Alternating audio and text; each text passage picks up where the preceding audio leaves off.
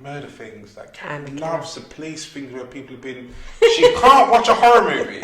I can't. I hate. Can't watch it, but she can watch the most gruesome, blood-curdling. This guy took his girlfriend's head off with a blunt hammer and watch it and talk to me about it. But you can't watch Carrie. Behave.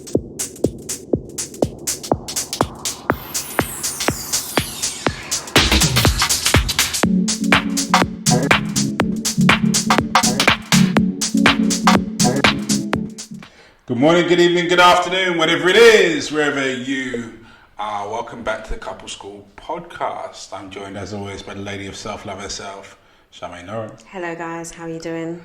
Welcome back. Apologies for last week. I can't remember if it was my fault or your fault. I'm going to say it's your fault. I mean, always blaming me is fine. I'll take it. We missed a week, but we're back in full effect. So, how are you feeling today? I am feeling tired, but I'm here. I'm ready for these scenarios because we have still been getting scenarios. Oh, yes. And Andrew has still not shared them with me. Why break up a tradition? If it works, it works. So If it ain't broke, don't I'm just fix going to wait for him to lay it on me. So, first one reads, so I am a stay-at-home mum. I have 2 boys that take up all of my time. My husband works a lot to maintain the bills and the house, and so I'm stuck at home. I'm stuck at home with the only time out being the journey in the car to drop the boys off and then pick them up. I love my family, but I can't help feeling resentful that I don't have a life anymore. I know I shouldn't complain, as my life is good, but I would love to have a part of it that was for me instead of a servant to my boys. Does that make me a terrible parent?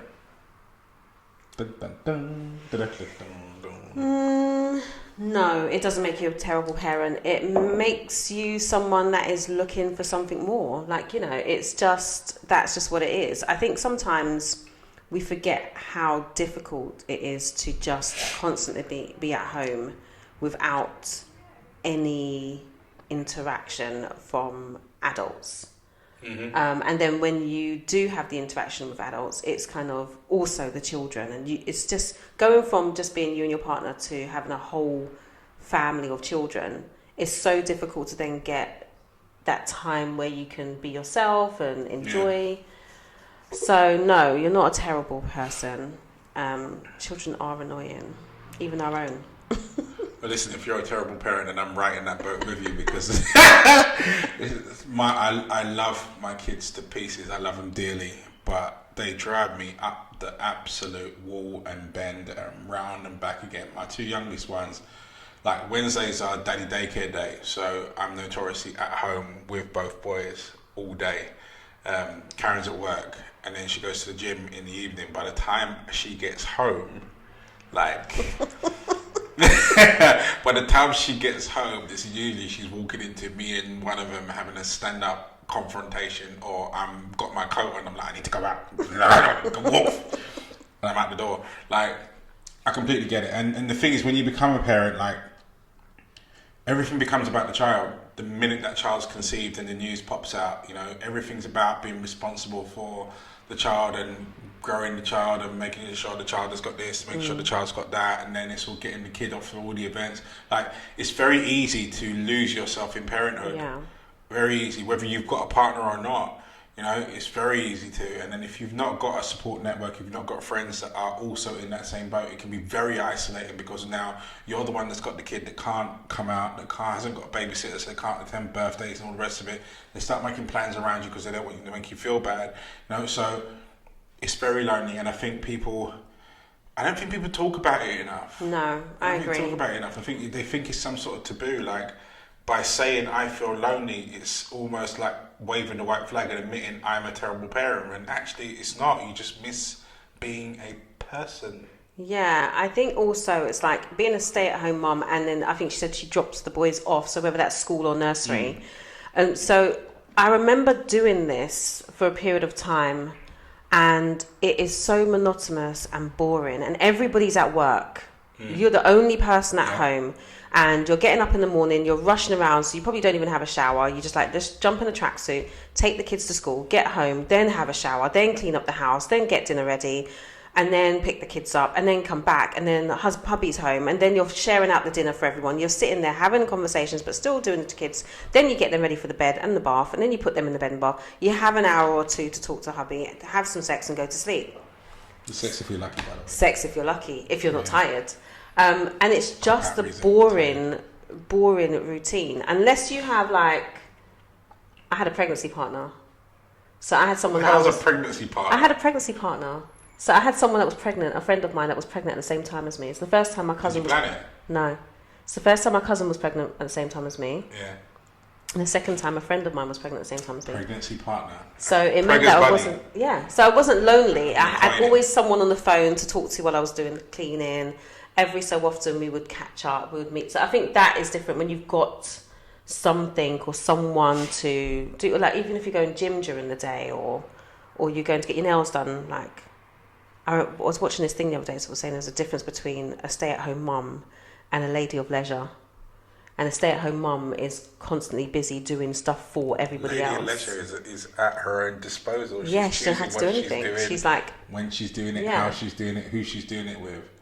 And so that's a little bit different. But I do think the feeling of that feeling, if not dealt with, can become so overwhelming and really kind of make you fall into a space of depression or anxiety. And that in itself can be tough because, it's just tough. If there's no one there and you just feel so alone all the time.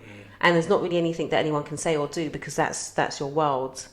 But then on the opposite hand, you do something for yourself, like I'll go and get a job, but then that just makes you just as tired. Like it's like you don't get the loneliness anymore, but then you do get the guilt of I'm not there.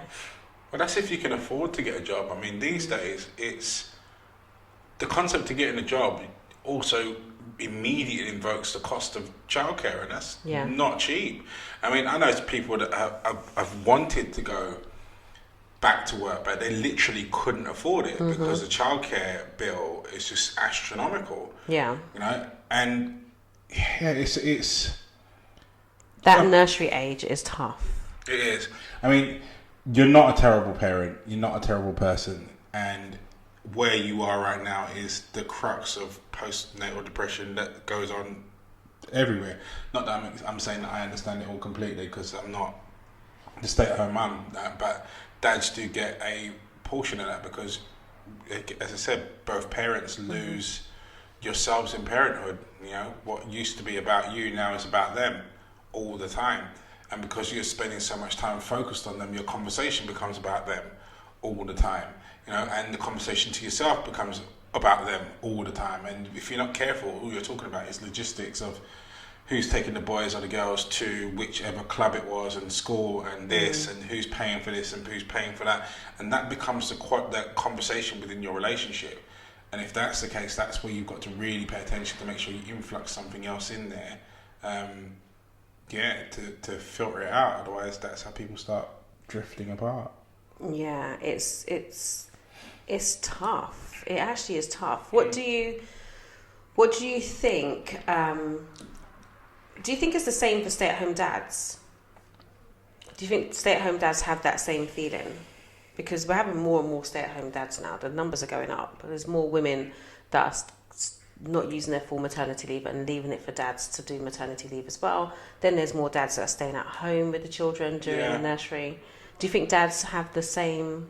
They probably do, right? We don't really hear about it. Men don't really talk about it that much. To a degree, there's an element of this that a guy will never have, you know, because we haven't carried the baby, and there's a bit in there about the psychological bit of that baby exiting the woman and her having less of the connection that she's found comfort in throughout the whole 9 months. You know, when you're nurturing a child inside you, you're feeling that kid's every single move, flutter, whatever it is. Now the kid's out, there's a separation that goes on there. It's different, and you've got to get used. And that all from a couple of articles I've read, some of that plays into the whole postnatal depression and why it kicks in and hits so hard, because the mother is missing that tightness of that bond that she had with the kid when the kid was thinking.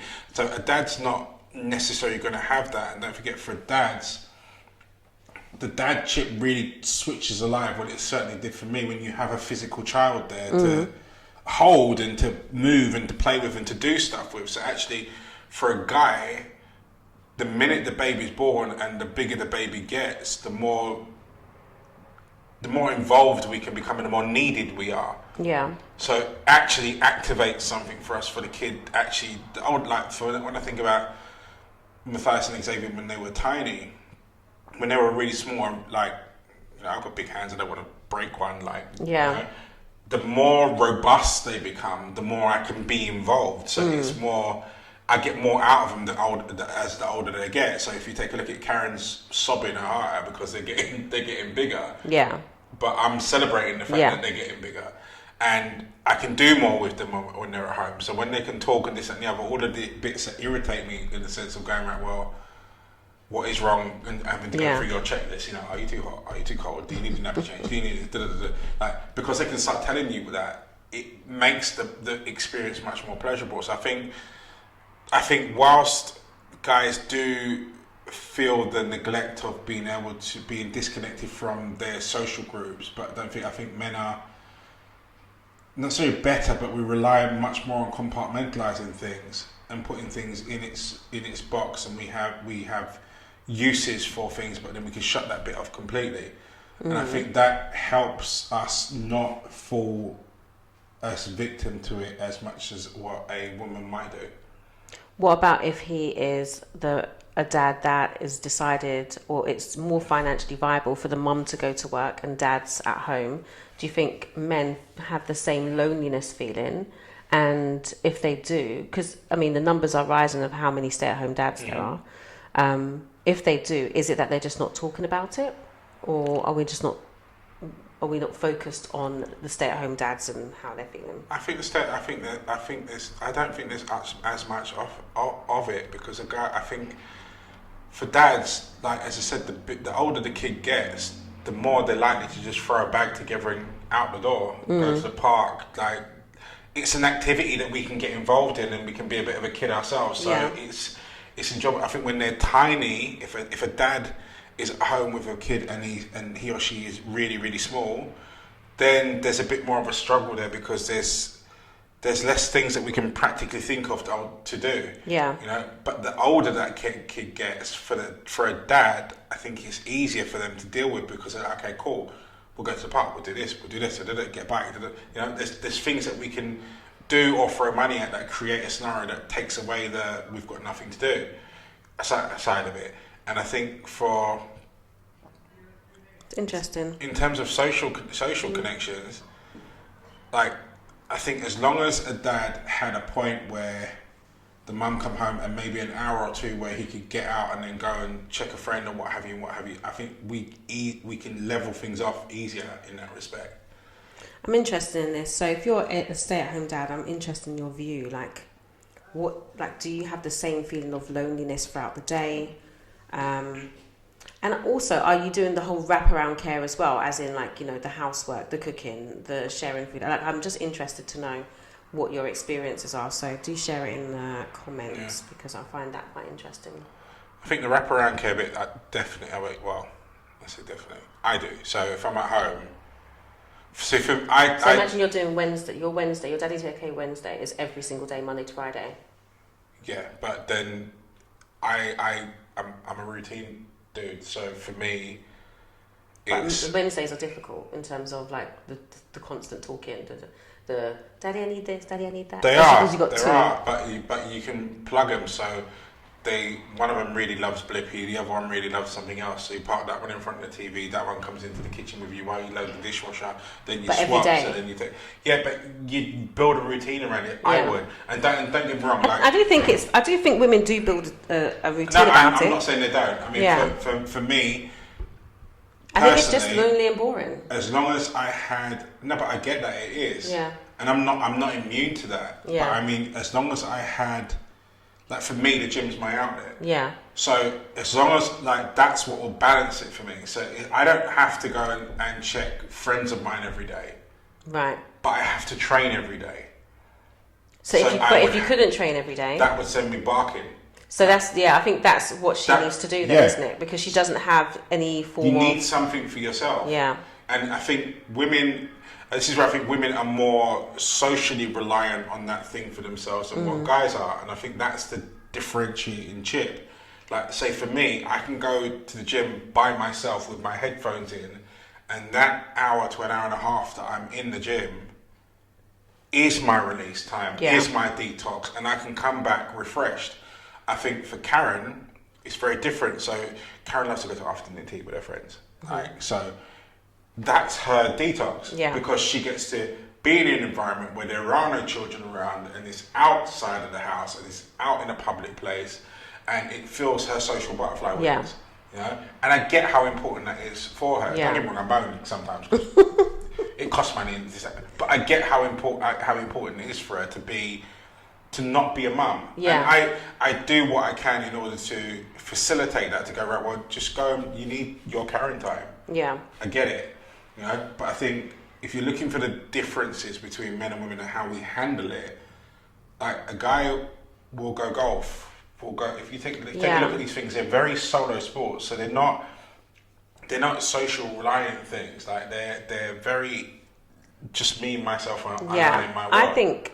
I think when I was doing that whole do the school run, go back home, that's when I really dug down in business. That's when I really dug down in entrepreneurship. That's when I was like, okay, this is what I want to do. This is how I'm going to do it. And I had a routine as well. It wasn't necessarily about, although I could get on the phone and talk to that one friend, you're not going to talk to that one friend every day. So it was very much like, right, I'm going to start my coaching practice properly. I'm going to do this. I'm going to get my clients. I'm going to go to the gym in the morning. So I had a routine, go to the gym, go and do clients. Every week on a particular day was a beauty day. And do you get what I mean? So at the moment, I think what the issue is here is that you do become resentful when you can't do the things that you want to do for you. And I think I would struggle if I was not, because first child, the stay-at-home bit of doing nursery, I wasn't working. I was working part-time. I started working part-time because, I don't know, I can't do that. And I didn't have anything else to do. I was like, this is just boring. There's only so many times I can go mother care, which doesn't exist anymore. There's only so many times I can go mother care and spend money. So I need to do something. And that's when I started my career. But then with the second, I was in full-fledged, I'm just going to be boss girl, I'm going to start my own practice, I'm going to do this, I'm going to go to the gym, I'm going to have beauty days. And therefore, I didn't have the same feelings of loneliness and monotonousness with the first child. The second child, I was just like, oh, okay, cool, she's out, great. Okay, and even though I was at home, I still sent her to the nursery. You see, I think the key...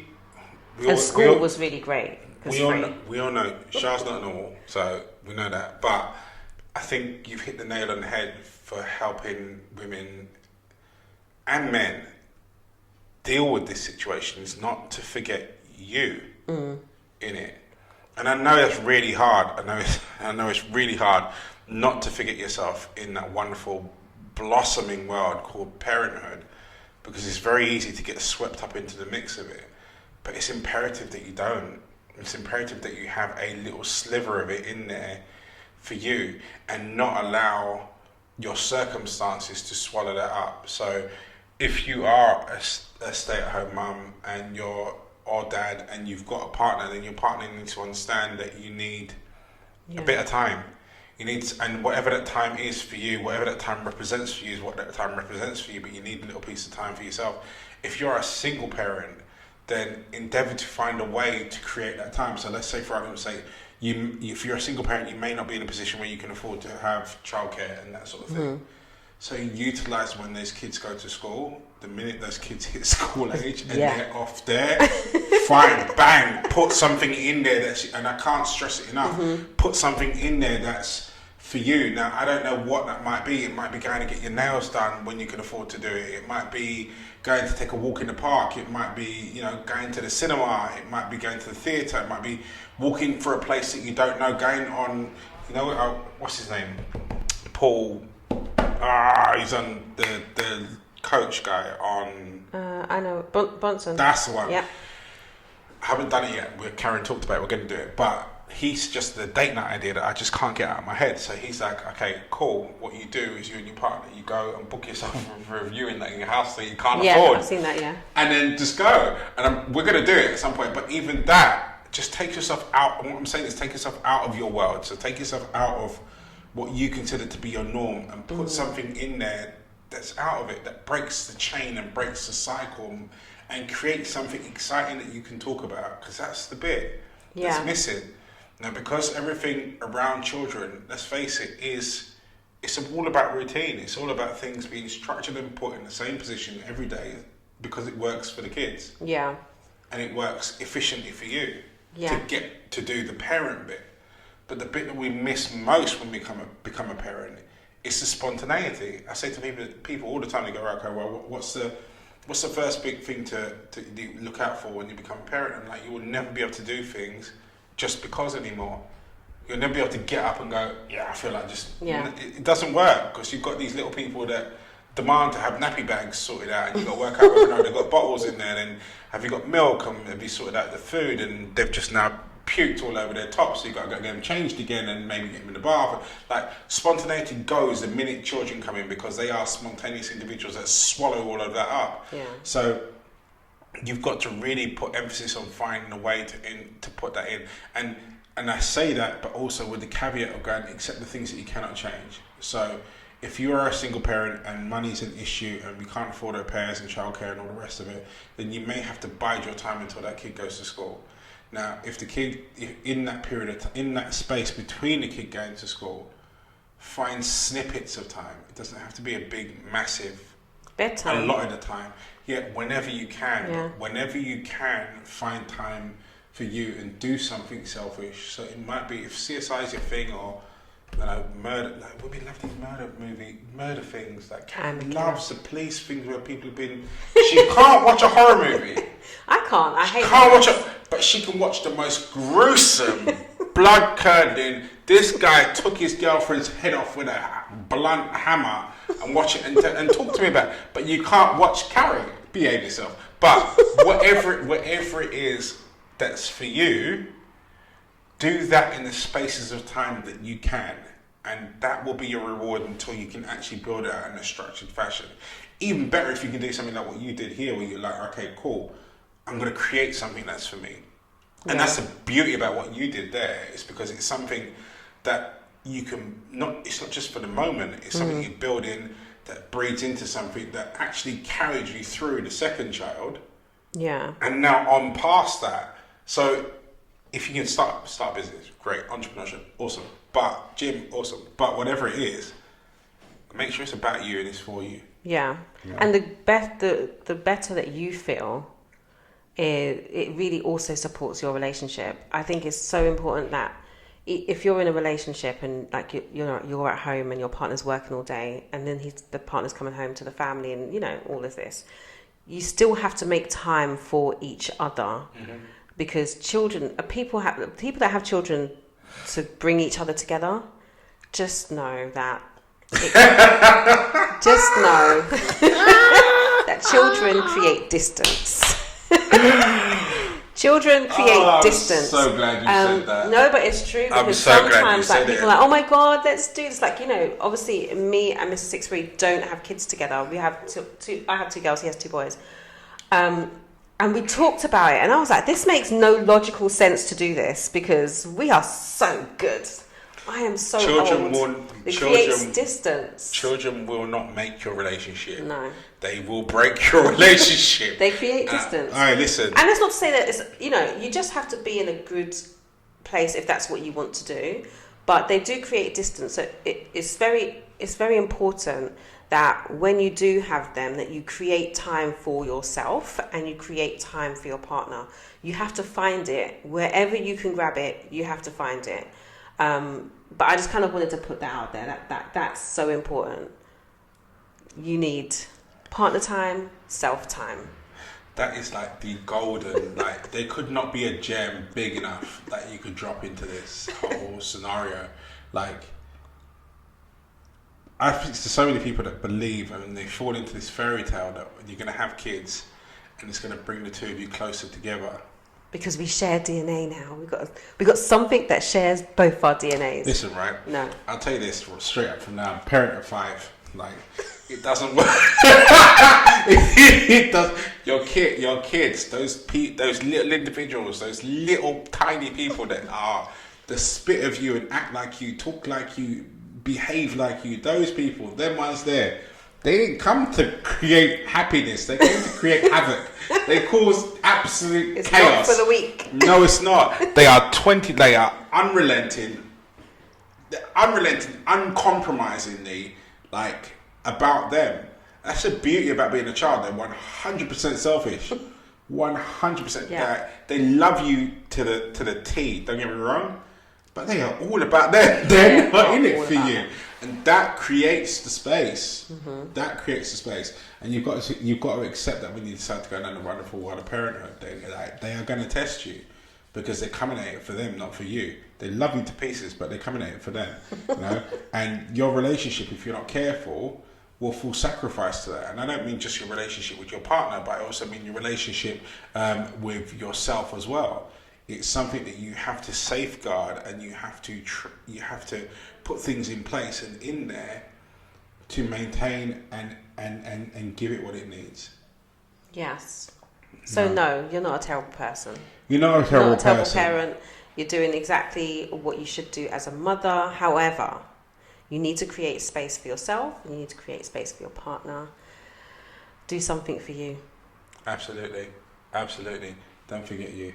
So, that brings us to the end of this week. So, thank you so much for watching. Thank you so much for supporting. If you haven't liked this post and you haven't subscribed, then why not? If not, do it now. Subscribe, please. Yeah. We need you. Buttons down there. Somewhere. We need you. And don't forget the bell. It's up there somewhere as well. It helps with the infamous algorithm that the whole world is run by these days. I've watched a post the other day on Instagram, and the guy was just like, look, basically don't feel bad if you've only got 1 or 2 views, because it's not down to you anyway. Like, the only people that get massive views are the ones that have worked out how the algorithm works and can manipulate it. We haven't worked it out, so I haven't either. So help us out. Can you please just press subscribe so we don't have to do any more work? Exactly. Thank you.